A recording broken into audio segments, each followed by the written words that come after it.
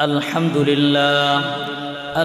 لله الذي جعل الشمس والقمر بحسبان والنجم والشجر يسجدان وفضل زمانا على زمان كما فضل مكانا على مكان وإنسانا على إنسان ونشهد أن لا إله إلا الله وحده لا شريك له ونشهد أن سيدنا وسندنا وحبيب ربنا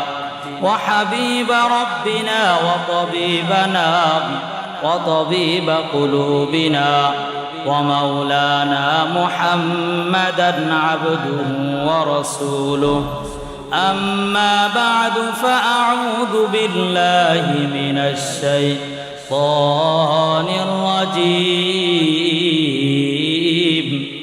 بسم الله الرحمن الرحيم واعبدوا الله ولا تشركوا به شيئا وبالوالدين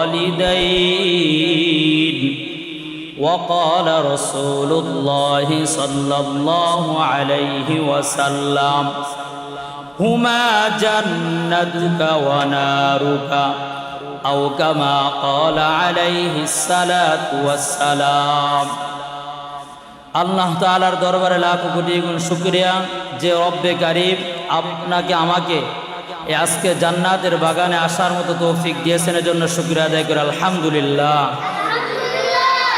যে আল্লাহ রব্বুল আলামিন পবিত্র কালামুল্লাহ শরীফের মধ্যে বলেন ওয়াবুদুল্লাহ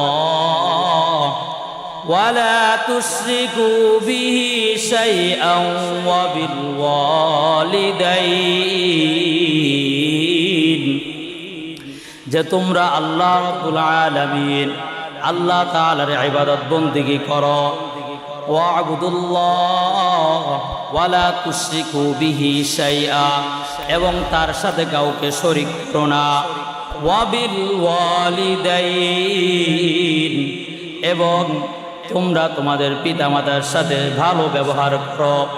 রাসূল আকরাম সাল্লাল্লাহু আলাইহি ওয়াসাল্লাম বলেন হুমা জান্নাতুকা ওয়া নারুকা, দুনিয়ার বুকে তোমার পিতা এবং মাতা তোমার জান্নাত এবং জাহান্নাম।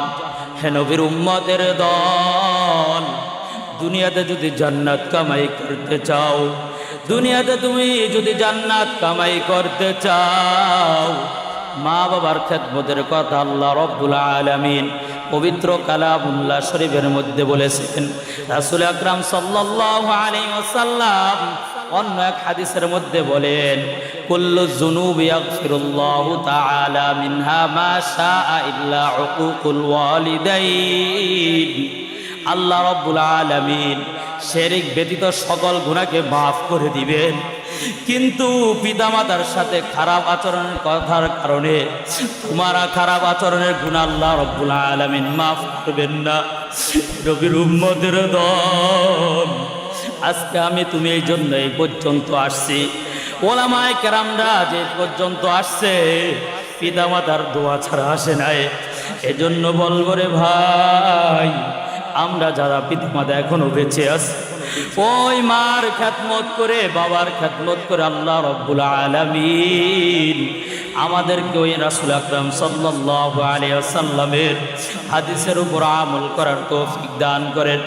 যে জাবের রাদিয়াল্লাহু তাআলা আনহু যখন তার আম্মা জান মারা যান, তিনি হাদিসের মধ্যে আসছে তিনি এমনিভাবে কান্না করতেছেন যে সাহাবায়রা বলল যে হে জাবের তুমি কেন কান্না করো? তখন তিনি বললেন এতদিন আমার জন্য জান্নাতের দুইটা দরজা খোলা ছিল, আজকে আমার মা দুনিয়ার মুখ থেকে চলে গেছে, আমার জন্য জান্নাতের একটা দরজা বন্ধ হয়ে গেছে। এজন্য বলবো রে ভাই, আমরা আমাদের যাদের পিতামাতা দুনিয়ার বুক থেকে চলে গেছে তার জন্য দোয়া করব, এবং আমাদের বাবা মা যারা বেঁচে আছে তাদের জন্য দোয়া করব আল্লাহ রাব্বুল আলামিন তাদেরকে যে নেক হায়াতে তৈয়বা দান করেন। আর আমার অগোছানো কথা, এই জন্যই হজরত এখনই চলে আসবেন। এই জন্য বলবো রে ভাই, আমার আম্মা জান আজকে আসছে, আজকে যা কিছু মার জন্য হইছে, আজকে আমার ওই আম্মা জান দাঁড়াইতে পারে না। আমার আম্মা জান অনেক অসুস্থ। আমার আম্মা জান যদি না চাইতো আমি হাফেজে কোরআন হইতে পারতাম না। আমার আম্মা জান উসলে আল্লাহ আলিম বানাইছে।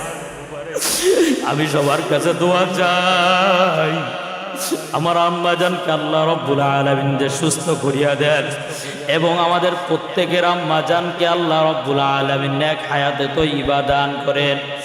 এ বলেই আমার সংক্ষিপ্ত আলোচনা শেষ করছি। ওয়া আখিরি দাওয়ানা আলহামদুলিল্লাহি রাব্বিল আলামিন।